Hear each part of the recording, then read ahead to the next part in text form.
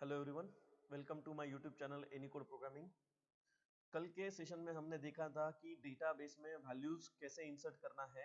ये जो भी फॉर्म आप लोग बना रहे हैं वो HTML का फॉर्म है। जब भी मैं HTML के फॉर्म के अंदर कुछ फील्ड्स में इंफॉर्मेशन फिल कर रहा हूँ, मैं सबमिट क्लिक कर रहा हूँ, तो मेरा डेटा ये डेटाबेस में स्टोर हो रहा है। इस तरीके का प्रोग्राम आप लोगों ने लास्ट सेशन में किया था। आज हम लोग देखने वाले हैं कि आज मैं यहाँ पे और एक बटन लेने वाला हूँ, व्यू। जब मैं उस व्यू बटन पे क्लिक करूंगा तो जो भी डेटा मेरा डेटाबेस में इंसर्टेड है वो सब डेटा मुझे प्रिंट करवाना है। इस तरीके का कोड हम लोग आज करने वाले हैं। मैं सभी को रिक्वेस्ट करता हूँ, जिन लोगों ने मेरा पहला वीडियो नहीं देखा है वो इस यूट्यूब लिंक पे जाके मेरा पहला वीडियो देखें, उसके बाद ये सेशन को अटेंड करें। ओके, सो चलिए शुरू करते हैं। तो आज हम यहाँ पे एक व्यू बटन क्रिएट करने वाले हैं। उस व्यू बटन के क्लिक पे मैं पूरा डेटा बेस की वैल्यूज में यहाँ पे प्रिंट करने वाला हूँ। जो भी डेटाबेस की वैल्यूज मेरी यहाँ पे स्टोर्ड है मैं वो यहाँ पे प्रिंट करने वाला हूँ अगले पेज पे।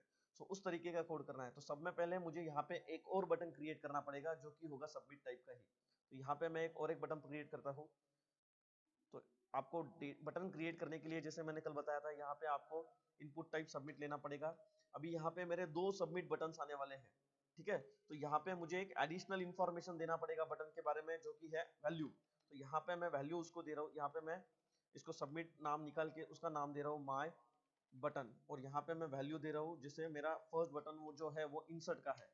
और अगेन एक ही कॉलम में मुझे लेना है तो मैं यहाँ से TD निकाल रहा हूँ, और एक मैं इनपुट टाइप ले रहा हूँ सबमिट। यहाँ पे नेम दे रहा हूँ माय बटन। यहाँ पे दोनों के नाम सेम देने हैं, क्यों देना है मैं आपको बता रहा हूँ आगे। My button and then value. यहाँ पे मैं वैल्यू दूंगा इंसर्ट, एंड यहाँ पे मैं दूसरी वैल्यू दे रहा हूँ व्यू। यहाँ पे मैंने दोनों के नेम सेम रखे हैं, माय बटन, बिकॉज ये दोनों इनपुट टाइप के बटन हैं। अभी मैं दोनों बटन पे किसी भी बटन पे क्लिक करूंगा तो मैं submit.php इस पेज पे मैं जाने वाला हूँ। तो submit.php यहाँ पे हमें चेक करना पड़ेगा कि मैं कौन से बटन को प्रेस करके आया हूँ, वेदर इट इज इंसर्ट और वो व्यू है। दोनों में से मैं चेक करूंगा। अगर मेरा इंसर्ट बटन प्रेस हुआ है और मैं signup.html में आया हूँ तो मैं डेटा को इंसर्ट करने का कोड एग्जीक्यूट कराऊंगा। अगर मैं व्यू नाम के बटन को क्लिक करके submit.php में आया हूं तो मैं डेटा व्यू कराने का कोड करने वाला हूं।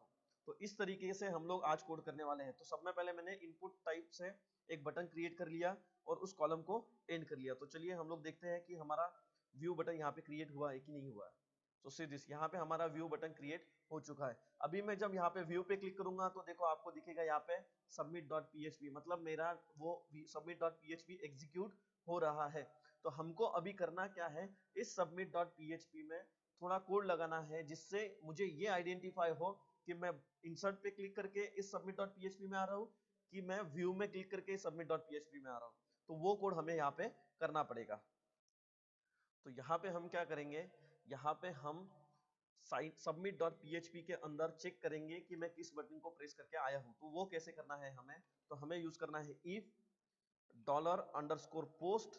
यहाँ पे मैं डालूंगा बटन का नाम। तो बटन का नेम जो प्रॉपर्टी है उस नेम प्रॉपर्टी में मैंने डाल के रखा है माय बटन। तो यहाँ पे मैं चेक करूंगा if $_my button is equal to और उसकी वैल्यू, तो उसकी वैल्यू हमने क्या दिया है, इंसर्ट। तो यहाँ पे मैं इंसर्ट लिखूंगा। अगर मैंने जो बटन प्रेस किया है वो इंसर्ट है तो मेरा इंसर्ट का लॉजिक यहाँ पे एग्जीक्यूट होना चाहिए। तो मैं ये जो भी इंसर्ट का कोड है मैं इस कोड को यहाँ पे डाल रहा हूँ। और अगर मेरा एल्स पार्ट एग्जीक्यूट होता है, इसका मतलब क्या है कि मैंने व्यू पे क्लिक किया हुआ है।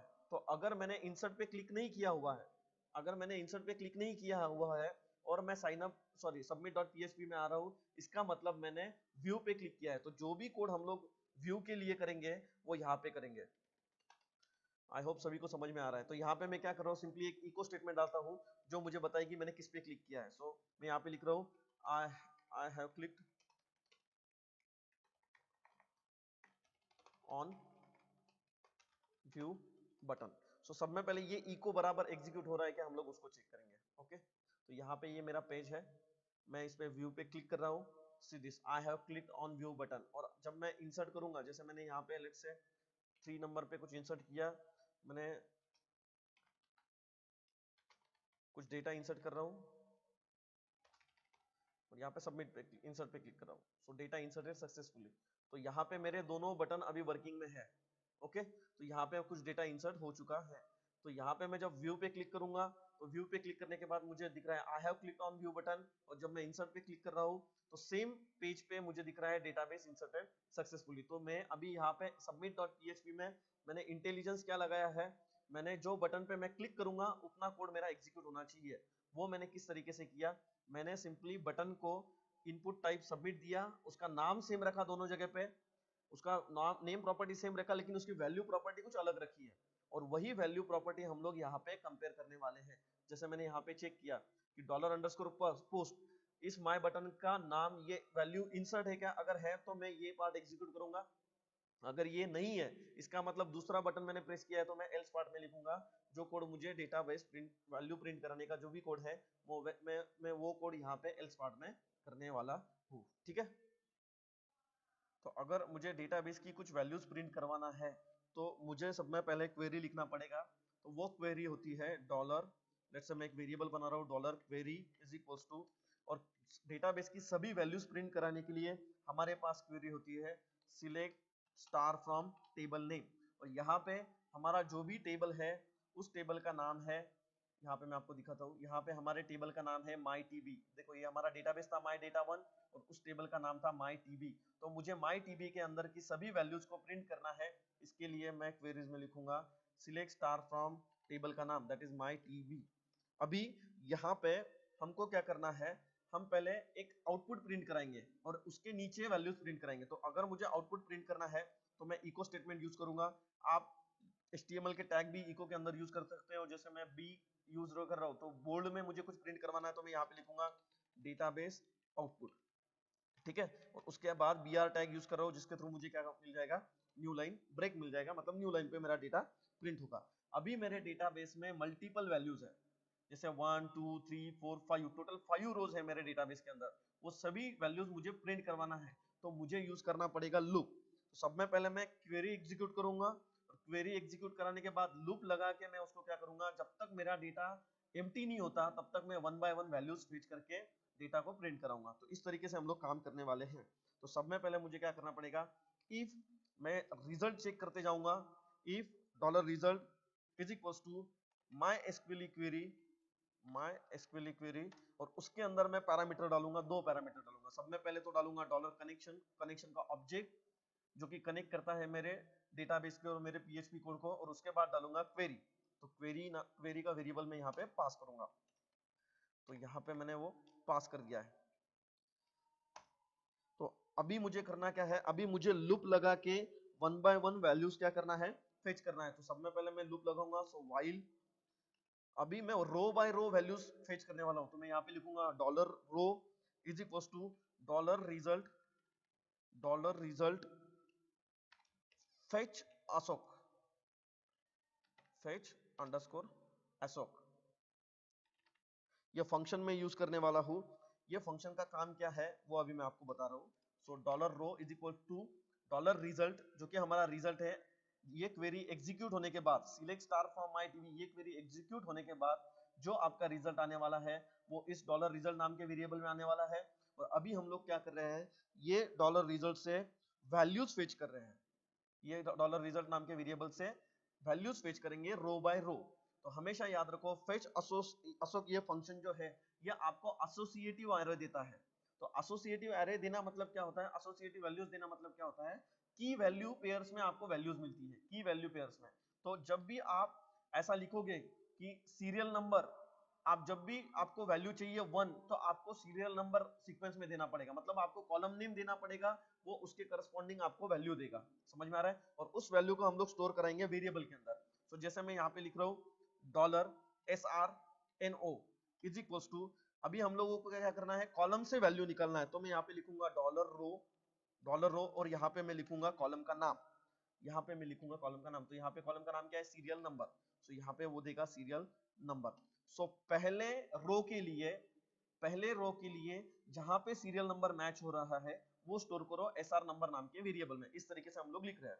उसके बाद सेकंड कॉलम जो है वो है हमारा नेम इज इक्वल टू, मैं यहाँ पे लिखूंगा डॉलर रो और यहाँ पे लिखूंगा डॉलर रो के बाद इसके अंदर लिखूंगा कॉलम का नाम। सो यहाँ पे है वो डॉलर नेम, कॉलम का नाम है नेम। तो तो मैं यहाँ पे लिख रहा हूँ नेम। उसके बाद मैं लिखूंगा dollar last name is equal to dollar row, और यहाँ पे लिखूंगा हमारे कॉलम का नाम। कॉलम का नाम क्या है हमारा? Last name. तो मैं यहाँ पे लिखूंगा last name single quote complete. उसके बाद लिखूंगा dollar address is equal to dollar row, और इसके अंदर लिखूंगा मैं कॉलम का नाम। सो कॉलम का नाम है यहाँ पे एड्रेस। सो इस तरीके से मैं एड्रेस लिखूंगा। तो ये लूप मेरा क्या करेगा, पहली रो के लिए मतलब ये फर्स्ट रो के लिए जो भी सीरियल नंबर है उसको स्टोर करेगा एसआर नंबर में। उसके बाद नेम को स्टोर करेगा नेम नाम के वेरिएबल में। उसके बाद लास्ट नेम को स्टोर करेगा एल नेम नाम के वेरिएबल में, और एड्रेस को स्टोर करेगा इस ऐड नाम के वेरिएबल में। तो पहली रो के लिए इसका मतलब क्या हो गया, जब ये लूप फर्स्ट टाइम एग्जीक्यूट होगा तो सीरियल नंबर में वैल्यू आएगी 1, नेम में वैल्यू आएगी अमित, लास्ट नेम में वैल्यू आएगी जैन, एंड एड्रेस आएगा चांदवड़। तो इस तरीके से वैल्यूज उसमें स्टोर होने वाली है। तो उसके साथ साथ वैल्यू को फेच करने के बाद मुझे उसको प्रिंट भी करवाना है, तो मैं प्रिंट कराने के लिए यूज करूंगा इको स्टेटमेंट। तो इको स्टेटमेंट में हम लोग प्रिंट कैसे करते हैं आप सभी को पता है। तो इको में सब में पहले मैं न्यू लाइन ले लेता हूँ। सब में पहले यहाँ पे मैंने br करके न्यू लाइन ले लिया। अभी मुझे सब में पहले प्रिंट करना है dollar SR number serial number. उसके बाद मुझे चाहिए स्पेस, तो मैं क्या करूंगा, इसको कनेक्ट कराऊंगा। डॉट ऑपरेटर कनेक्शन के लिए, कॉन्केटिनेशन के लिए यूज होता है। तो मैंने यहाँ पे डॉट किया, उसके बाद ब्रेक दिया। आप ब्रेक दोगे तो न्यू लाइन पे आएगा, लेकिन मुझे न्यू लाइन पे नहीं चाहिए, तो मुझे स्पेस चाहिए। तो मैंने यहाँ पे ऐसा 3 स्पेस दे दिया। उसके बाद फिर से मैं कनेक्ट कर रहा हूँ डॉट ऑपरेटर के थ्रू। उसके बाद मैं यहाँ पे लिख रहा हूँ डॉलर नेम, उसके बाद फिर से डॉट कनेक्ट करने के लिए, और उसके बाद मैं फिर से क्या करूंगा, 3 स्पेसेस दे दूंगा, 1 2 3।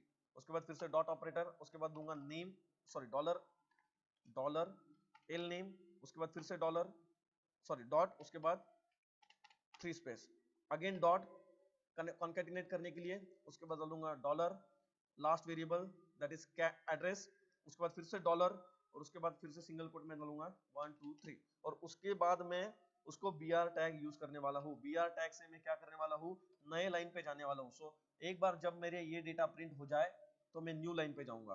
समझ में आ रहा है? तो यहाँ पे मैंने ऑलरेडी स्टार्टिंग में br डाल के रखा है, तो यहाँ पे नहीं भी डाला तो आपको चलेगा, बट मैंने डाल के रखा है। तो दो वैल्यूज के अंदर हमको 2 न्यू लाइन लगेगी, 2 न्यू लाइन मिलेगी आपको। ठीक है, तो ये कब तक एग्जीक्यूट होगा, ये पूरा पार्ट कब तक एग्जीक्यूट होगा, जब तक हमारा ये रो में एम्प्टी नहीं आ जाता। मतलब ये ट्रू नहीं, जब तक ट्रू है तब तक ये कंप्लीट होगा। ये ट्रू कब तक मिलेगा, जब तक हमारा कोड खत्म नहीं होता है, जब तक हमारी वैल्यूज खत्म नहीं होती, तब तक ये लूप क्या होने वाला है, कंटिन्यू होने वाला है। और एक बार ये लूप कंटिन्यू हो जाए, फिनिश हो जाए, वो आपके लूप के बाहर आ जाएगा। तो यहाँ पे आ जाएगा। समझ में आ रहा है? तो इस तरीके से आपको व्यू का पार्ट कंप्लीट करना है। तो मैं अभी इसको रन करके दिखाता हूँ। सबसे पहले हम इसको रन करेंगे।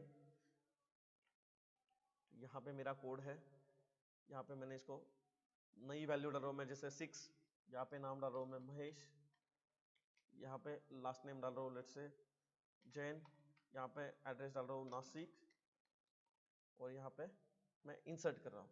जैसे ही मैं इंसर्ट करता हूँ, unexpected variable L name on line number 56, on line number 56 dollar L name, यहाँ पे dollar L name is equal to, ऊपर हमने एल नेम यूज किया है क्या कहीं पे? ओके, यहाँ पे मैंने डॉट नहीं डाला है, देखो इसकी वजह से एरर था। तो मैं इसको सेव करता हूँ और इसको सबमिट करता हूँ फिर से। सो डेटा इंसर्टेड सक्सेसफुली। अभी जब मैं व्यू पे क्लिक करूंगा तो देखिए हमारे इसमें कितना डेटा है, हमारे इसमें टोटल इतना डेटा डेटाबेस में स्टोर्ड है। तो जब मैं व्यू पे क्लिक करूंगा तो देखो मुझे आउटपुट क्या मिलेगा, 1 अमित जैन चांदवड़, 2 कल्पेश जैन नासिक।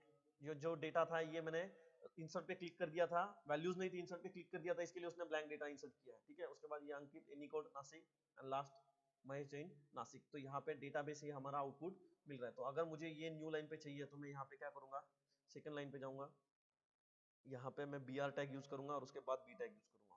तो जिसके थ्रू क्या हो गया, ये मेरा डेटाबेस आउटपुट का जो पार्ट है वो मुझे नीचे की लाइन पे दिखेगा। देखो डेटाबेस आउटपुट, तो यहाँ पे मैंने वो डेटा प्रिंट करवाया है। तो इस तरीके से आप डेटा प्रिंट कराते हो। यहाँ इस वीडियो का मेन ऑब्जेक्टिव ये था कि आपको समझ में आना चाहिए कि अगर आप आपके प्रोग्राम में HTML फाइल में अगर 2 सबमिट टाइप के बटन यूज कर रहे हो, मतलब इनपुट टाइप आप सबमिट यूज कर रहे हो 2, तो आपको उनको सेपरेट कैसे करना है। तो आप एडिशनल एक एट्रीब्यूट होता है वैल्यू, उस वैल्यू में आप अलग अलग नाम देके बटन का सबमिट टाइप का नाम सेम देके आप यहाँ पे डॉलर पोस्ट के थ्रू उसको चेक कर सकते हो कि आप कौन से बटन पे प्रेस करके इस कोड के अंदर आ रहे हो। समझ में आ रहा है? तो ये सब में बड़ा ऑब्जेक्टिव था ये असाइनमेंट को समझने का। तो आई होप सभी को समझ में आया होगा। अगर आपने ये चैनल को सब्सक्राइब नहीं किया है तो मैं सभी को रिक्वेस्ट करता हूँ कि ये चैनल को सब्सक्राइब करो। मैं यहाँ पे बहुत सारी प्रोग्रामिंग लैंग्वेजेस की वीडियोस डालने वाला हूँ। So thank you for the listening.